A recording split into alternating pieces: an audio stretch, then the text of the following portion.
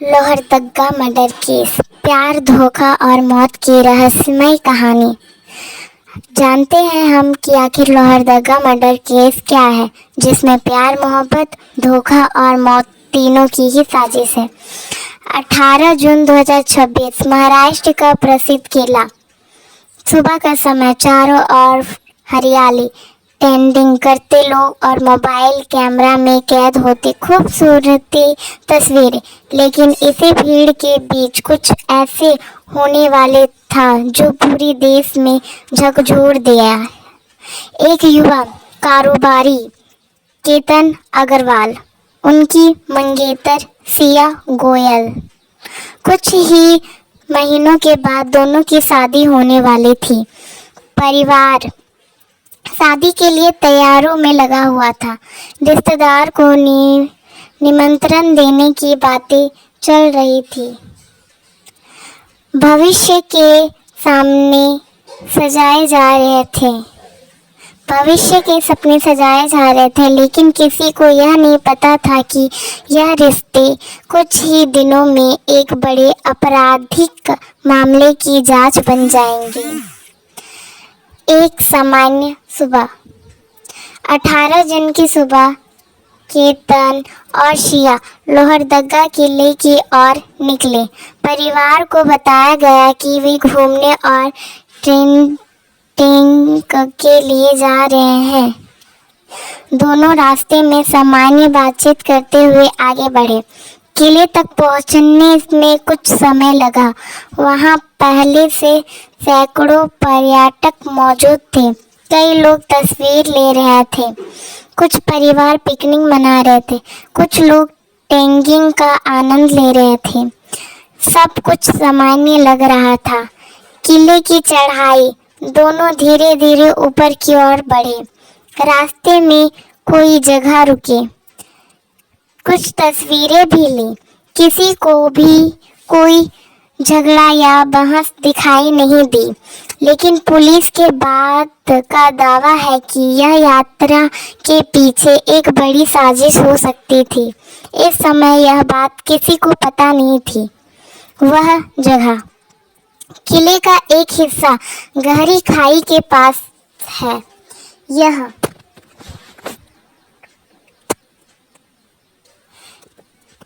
जगह बेहद खूबसूरत है। यही सबसे ज़्यादा लोग फोटो खिंचवाते हैं, लेकिन यह इलाका खतरनाक भी माना जाता है। बताया जाता है कि केतन और सिया भी इसी तरह पहुंचे। कुछ मिनट बाद अचानक चीख सुनाई दी। लोग दौड़ पड़े। किसी ने चिल्लाकर कहा, कोई नीचे गिर गया है। जब लोगों ने नीचे देखा, एक युवक गहरी खाई में पकड़ा था। वह केतन अग्रवाल था। अफरा तफरी। मौके पर मौजूद लोगों ने तुरंत पुलिस और बचाव दल को सूचित दिया। रेस्क्यू टीम पहुंची। काफी मशक्कत के बाद नीचे पहुंच पाए, लेकिन तब तक बहुत देर हो चुकी थी। डॉक्टर ने केतन की मृत घोषित कर दिया। सिया का पहला बयान। पुलिस ने सबसे पहले सिया से पूछा, क्या हुआ? सिया ने कहा, केतन फोटो ले रहे थे, अचानक उनका पैर फिसल गया और वे नीचे गिर गए। उस समय पुलिस के पास ऐसा कोई सबूत नहीं था जिससे ये बयान पर तुरंत शक किया जा सके, इसीलिए शुरुआती जांच दुर्घटना के रूप में शुरू हुई। फोटो मांझते केतन के शव को पोस्टमार्टम के लिए भेज दिया गया। परिवार को सूचना दी गई। घर में मातंग छा गया। जिस घर में शादी की तैयारी चल रही थी, वहीं अब अंतिम संस्कार की तैयारी होने लगी। माँ बेसुधा थी। पिता सदमे में थे। बहन बार बार यही पूछ रही थी, आखिर ऐसा कैसे हो गया? अंतिम संस्कार। कुछ समय बाद केतन का अंतिम संस्कार कर दिया गया। हर कोई इसे एक दुर्गम हादसा मान रहा था, लेकिन परिवार के एक सदस्य के मन में सवाल उठने शुरू हो चुके थे। वही थे केतन की बहन। पहला शक। अंतिम संस्कार के बाद परिवार के कई लोग सिया से मिले। उसी दौरान बहन ने महसूस किया कि सिया का व्यवहार उन्हें असामान्य लग रहा है। उन्हें दुर्घटना के बारे में पूछा। सिया ने पूरी कहानी बताई। कुछ घंटे बाद फिर वही सवाल पूछा। इस बार जवाब में कुछ बदलाव था। अगले दिन फिर बात हुई। अब कहानी का एक और हिस्सा बदल गया। यहीं से बहन को लगा कि कुछ छिपाया जा रहा है। उन्होंने परिवार से कहा, हमें पुलिस से दोबारा जांच की मांग करनी चाहिए। यह फैसला इसी तरह केस का सबसे बड़ा मोड़ साबित हुआ। Lohardaga murder case. चलिए अब जानते हैं कि जब एक हादसा हत्या के शौक में बदल गया। केतन अग्रवाल का अंतिम संस्कार हो चुका था। घर में मातंग पसरा हुआ था। हर कोई यही मान रहा था कि एक दर्दनाक दुर्घटना थी, लेकिन केतन की बहन के मन में सवाल लगातार बढ़ रहे थे। उन्हें सिया गोलाई की बातें सामान्य नहीं लग रही थी। उन्हें एक बार फिर सिया से पूछा, आखिर उस दिन हुआ क्या था? सिया ने वही कहानी दोहराई। हम फोटो ले रहे थे, अचानक केतन का पैर फिसल गया और वे नीचे गिर गए। लेकिन बहन ने गौर किया कि इस बार कुछ बातें पहले से अलग थी। उन्होंने फिर पूछा, तुम उस समय कितनी दूर खड़ी थी? इस सवाल का जवाब पहले दिए गए बयान से मेल नहीं खाता है। यहीं से शक और गहरा हो गया। पुलिस के पास पहुंचा परिवार। केतन का परिवार सीधे पुलिस अधिकारियों के पास पहुंचा। उन्होंने कहा, हमें लगता है कि इस मामले की दोबारा कार्रवाई में जांच होनी चाहिए। पुलिस ने परिवार की बात को गंभीर से ले लिया। यह जांच का तरीका पूरी तरह बदल गया। फिर बनाया नहीं, अब डिजिटल सबूत तलाशे जाने लगे। मोबाइल फोन दर्ज। जांच अधिकारियों ने केतन और सिया के मोबाइल फोन की जांच की। दोनों के कॉल रिकॉर्ड निकाले गए। मैसेज, चैट, लोकेशन हिस्ट्री और डिजिटल गतिविधियों का विश्लेषण किया गया। इसी दौरान एक नाम बार बार सामने आने लगा, चेतन चौधरी। कौन था चेतन? पुलिस ने बात कराई कि सिया और चेतन लगातार संपर्क में थे। पहले इसे सामान्य बातचीत माना गया, लेकिन जब कॉल रिकॉर्ड का विश्लेषण हुआ तो तस्वीर अलग दिखी। पुलिस के अनुसार दोनों के बीच पिछले महीनों से हजारों कॉल और संदेशों का आदान प्रदान हुआ था।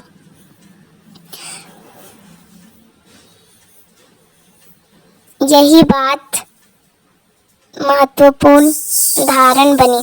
सीसीटीवी फुटेज की जांच। अब पुलिस ने लोहरदगा किले और आसपास के रास्तों की सीसीटीवी रिकॉर्ड देखने शुरू की। फोटो और घंटों की फुटेज देखने के बाद रिश्तेदारों की नज़र एक व्यक्ति पर गई। वह हुड्डी पहनकर घूम रहा था। उस दिन मौसम गर्म था। ऐसे मौसम में पूरे शरीर को ढकने वाली हुड्डी पहनना पुलिस को असामान्य लगा। जांचकर्ताओं ने उसकी पहचान करने की कोशिश की। लोकेशन डेटा, मोबाइल फोन की लोकेशन हिस्ट्री की जांच भी की गई। पुलिस ने यह मिलने की कोशिश की कि घटना के समय कौन कौन लोग उसी इलाके में मौजूद थे। कॉल रिकॉर्ड, लोकेशन और सीसीटीवी को जोड़कर एक टाइम लाइन तैयार किया। दोबारा पूछताछ। अब सिया गोयल को फिर बुलाया गया। इस बार पूछताछ कई घंटे तक चली। पुलिस ने मिनट दर मिनट घटनाक्रम पूछा। घर से कब निकली, रास्ते में क्या हुआ, किले पर कहाँ कहाँ गई, आखिर बार केतन से क्या बात हुई, आखिर गिरने से के समय वहाँ कहाँ थी। जांच अधिकारियों के अनुसार कुछ सवाल पहले दिए गए बयानों से मेल नहीं खा रहे थे। चेतन से पूछताछ। इसके बाद चेतन चौधरी को भी बुलाया गया, उससे भी वही सवाल पूछे गए। पुलिस ने दोनों के बयानों को मिलाना किया। जहां अंतर मिला वहां डिजिटल संपत्तियों से तुलना की गई। पुलिस का दावा, जांच के दौरान मिले कॉल रिकॉर्ड, डिजिटल डेटा और अन्य सच्चाइयों के आधार पर पुलिस को शक हुआ कि मामला सिर्फ सहादा नहीं हो सकता है। इसी के बाद जांच का रुख त्याग की अंकत की ओर मोड़ दिया गया। हालांकि यह पुलिस का आरोप है कि अंतिम निर्णय अदालत लेगी। लोहरदगा, जब पुलिस को लगा कि यह सिर्फ हादसा नहीं था, जैसे जैसे जांच आगे बढ़ी, पुलिस ने उपलब्ध सबूतें, call record, digital data, CCTV footage और गवाहों को बनाने को एक साथ जोड़ने की कोशिश की। जांच अधिकारियों के अनुसार इस सच्चाइयों के आधार पर उन्हें लगा कि मामले की गहराई से जांच करनी चाहिए। इसके बाद सिया गोयल और चेतन चौधरी से अलग अलग पूछताछ की गई। फिर दोनों के आमने सामने बैठाकर भी सवाल पूछे गए। पुलिस का कहना है कि कई बार एक दूसरे से मेल नहीं खाते। इस आधार पर जांच और तेज कर दी गई। गिरफ्तारी, जांच के दौरान मिले सच्चाइयों के आधार पर पुलिस ने सिया गोयल और चेतन चौधरी को गिरफ्तार किया। उन पर हत्या और आपराधिक सजाए से जुड़ी धाराओं के तहत मामला दर्ज किया गया। दोनों को अदालत में पेश किया गया, जहां आगे की कानूनी प्रक्रिया शुरू हुई। पूछताछ में क्या हुआ? पुलिस के अनुसार पूछताछ के दौरान दोनों ने कई सवालों के अलग अलग जवाब दिए, जहां टीम ने उनके बयानों की तुलना मोबाइल रिकॉर्ड, लोकेशन डेटा और अन्य तकनीकी साझाओं से की। जहां विरोधम मिला वहां और गंभीर से जांच की गई। हालांकि पूछताछ के पूरे विवरण सार्वजनिक नहीं किए गए। बहन की भूमिका, इस केस में केतन की बहन की भूमिका बेहद महत्वपूर्ण मानी जाती है। अगर उन्होंने सिया के बदलते रवैये और सवाल न उठाए होते तो संभव है कि मामला लंबे समय तक एक दुर्घटना ही माना जाता। उसकी सतर्कता के कारण ही पुलिस ने दोबारा जांच शुरू की। परिवार की मांग, केतन के परिवार ने कहा कि वे चाहते हैं कि मामले की निष्पक्षता सुनवाई हो और अदालत उपलब्ध साक्ष्यों के आधार पर फैसला दे। उन्होंने लोगों से अफवाहों पर भरोसा न करने की भी अपील की। अदालत में आगे क्या हुआ? अब अदालत में पुलिस अपनी जांच चिट्ठी पेश की, गवाहों का बयान दर्ज हुआ, डिजिटल और फैसे सच्चाइयों की जांच होने लगी, बचाव पक्ष और पक्ष रखे गए। इसके बाद अदालत उपलब्ध सच्चाइयों के आधार पर फैसला सुनाएगी। अभी उस फैसले के लिए थोड़ी समय, जब भी वो फैसला आएगा हम आपको अवश्य सुनाएंगे।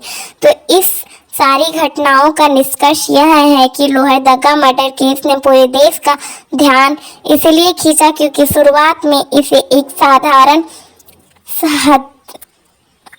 हादसा माना गया था, लेकिन परिवार के संदेह और पुलिस की विस्तृत जांच ने मामले को एक अलग दिशा दी। फिर भी यह याद रखना जरूरी है कि भारतीय कानून के अनुसार किसी भी आरोपी को तब तक दोषी नहीं माना जा सकता है जब तक अदालत सच्चाइयों के आधार पर उसे दोषी घोषित ना कर दे। अब अदालत से क्या रिपोर्ट आने वाला है वो हम आपको अगले वीडियो में ज़रूर बताएंगे। तब तक के लिए आप हमारे चैनल को सब्सक्राइब कर लीजिए ताकि अगला वीडियो आपको तुरंत से तुरंत मिल जाए। धन्यवाद।